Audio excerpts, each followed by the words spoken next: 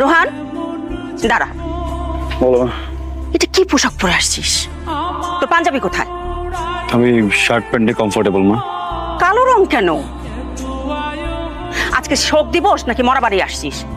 কালোতে comfortable আমি।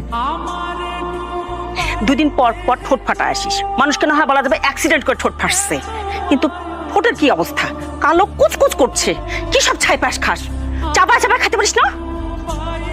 আরেকদিন যদি তোকে দেখি এই সময় টানে টানে খাচ্ছিস, তো ঠোঁট ছোট টানে নিয়ে আসবো। কি শুরু করলো তুমি এখানে? হ্যাঁ, ছি, এটা কি বিয়ে বাড়ি না? তার নিজের ছেলের সাথে কেউ এইভাবে কথা বলে? শোনো, তুমি যদি একটা ভরা পুকুরে ওই কয়েন ফেলায় ভরতে চাও, সারা জীবন কয়েন ফেলাবা, নিজে উজাড় হয়ে যাবা, তারপরে পুকুর ভরবে না?